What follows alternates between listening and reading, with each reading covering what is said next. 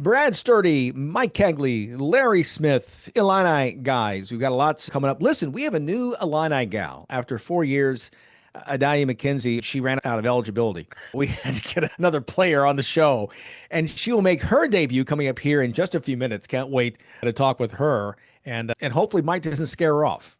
Brad, here in the first the it first could week. happen. It could happen. It's Yeah. just Mike's a scary individual. I think she has courage. I'm predicting courage. Okay. Okay. We hope so. She may need it to put up with us. Let's be honest. Exactly. We may find out she whips us in the line. That'd be great. That's possible. It's possible. It's always possible. Yeah. So lots coming up. We'll talk more about the house element here in the bottom of the hour. Matt Brown of extrapointsmb.com.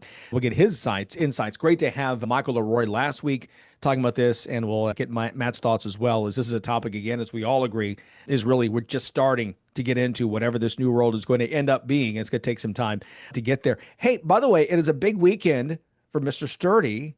As young man, you are gaining a on Saturday. Yes, and it's not Pauly Shore. So that's a good thing. That's a good thing. That's reference to the movie Son-in-Law, right? You guys seen that? So no, yeah, pretty exciting stuff. My daughter's getting married this weekend in Nashville. Stop by if you're in the area and you want to catch it. But no, it should be a lot of fun. It's one of those things. The planning is there's so much that goes into it and trying to get it ready. It's like Saturday's the wedding. Sunday will be a great day because the wedding will be over. So there you go. We're going to be playing this for family members at the reception. So Brad's talking about that as they'll be like, is he talking about us? That's right. By the way, Brad, if I find out that Mike's going to crash the party, I'll tug on my right ear, and you'll know to make sure you have pizza there at the reception. Plenty of food, Brad. Yeah, just for him. Hey, it's barbecue. So that's even better. Mike could probably eat that, I'm sure. Oh, yeah. I'm very flexible when it comes to eating. Not in the other way am I flexible, but eating I am.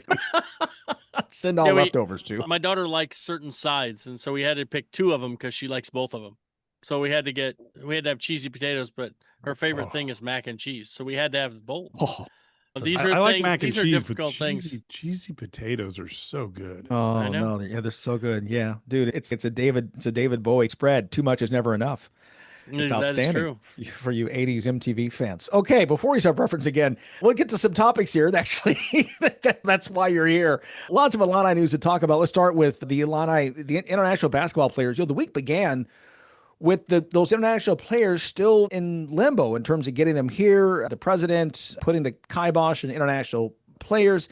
As of the time we're talking right now, that kibosh has been lifted. It could change on Monday. That's just where we are. But for the moment, let's celebrate that it appears that all the best laid plans here by the Illini coaching staff hopefully will come through once they get these guys cleared and get them here in the country, get them on campus. Yeah, definitely. I think it was one of those things that this is one of those situations where people you decide to do something and they decide, hey, we got to cut this down. Can't have as many people. Then they realize, but a lot of important people donate money to these programs. There's a lot of problems. Some of them are donors to campaigns. And so wait, we don't want to make them mad. So yeah, we got to let these foreign students in. Yeah, it was eventually, it was going to happen because these colleges need the foreign students. Let's be honest. Think about the University of Illinois, for example, a lot of foreign students who are involved there. So they need to have that. And so it's a good thing for Illinois, not just for the basketball team, where it's huge because two of these players are Petrovic and Merkovich, two of the bitches who they're really key parts of this team for the coming year. And let's face it, we need foreign students paying full price so we can let in local people a little bit lower cost. Bottom line is Brad Underwood and the coaching staff have done a ton of work to put together this roster. And that is some of the key components are players coming over from Europe.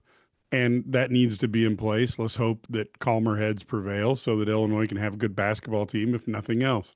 I'm certainly more than willing to rationalize the whole U.S. immigration system so that Illinois can have a good basketball team. So is there really? I don't think I'm being unreasonable. You have to have your priorities, Mike. You have to have your priorities. I do have my priorities. They're just usually wrong.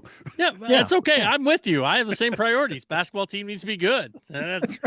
Everything else is secondary. Exactly. Thank you. Yeah. It doesn't seem that hard.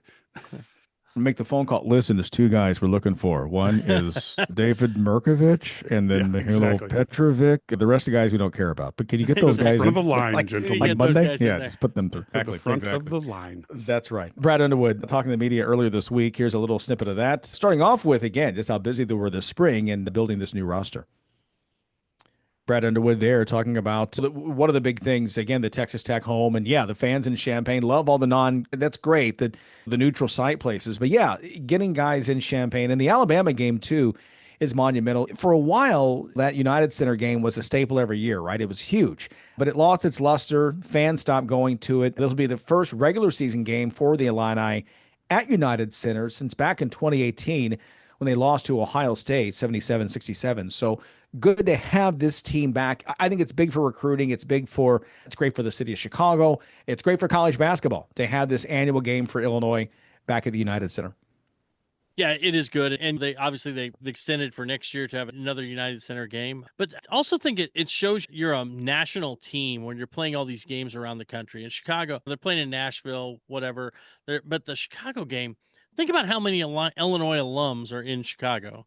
Yeah. And this is a great opportunity for them not to have to come all the way down to Champaign, just to go see a game on a weeknight at the United Center, the house that Michael built. And it's just great marketing for the program. And I think it's really good. But the problem is you have to be good to do this. Yeah. And when they weren't good, it wasn't much fun. And so they didn't sell as many tickets. Now they're good. It'll have a great crowd. And I think the bottom line for Illinois fans is to get into these type of games, you have to earn your way in, because the networks aren't going to put people in good slots on TV to have 7 people watch. And Brad Underwood and the coaching staff and the players who've been here and sweat and worked hard over the years have got this team back into this situation where now hopefully it'll become a self-replicating thing year after year.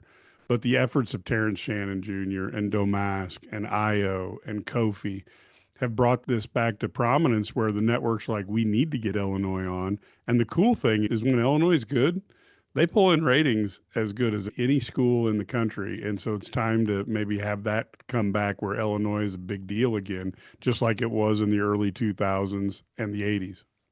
Yeah, and with that, it's the final show before the NBA draft next Wednesday and Thursday. We do believe we'll hear both Illini names called Wednesday night in the first round. Brad, as you were saying before, you're hearing that KJ still appears he's not really going to fall to the top 10 probably. And then Will Riley also got an invite to the green room. He'll be one of the 20 to 24 players who will be there at one of the tables, and so we expect to hear his name as well.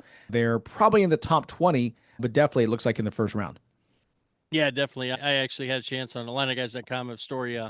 Got to talk to some NBA scouts on what their thoughts are on those guys and where they see them. And I think both guys should be in the first round. I think Kasparas has a chance to be in the top 10, a really good chance. I think anywhere from 8 to 14, but I think he'll be in the top 10. And then Will, even a team, there's even talk of him going as high as 16 in the top 20. And obviously he could slide in the 20s, but still, it's great for the program to have one and done kids who are going to be in the green room.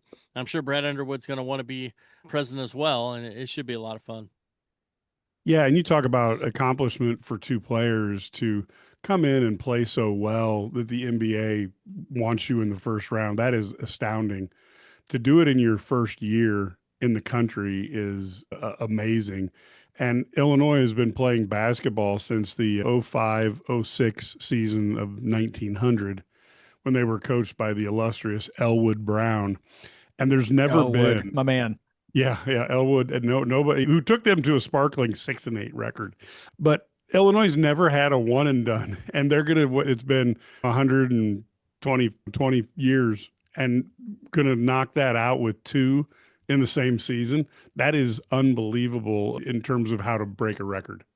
Yeah, absolutely. Yeah, by the way, or set a record, I should say. The assistant coach was Joliet Jake, by the way, on that 05-06 team. There's no question. Yeah, 2, and they have 3 first-rounders in the span of 2 years. This is truly a special time right now for Illinois basketball. So, again, we'll be watching that next week on ESPN. Hey, lots coming up. We'll talk with the Illini gal. We've got Matt Brown coming up, also still on the way. What a huge week for Brett Bielema. It's a very busy hour right here on the IlliniGuys Sports Spectacular. Stay with us.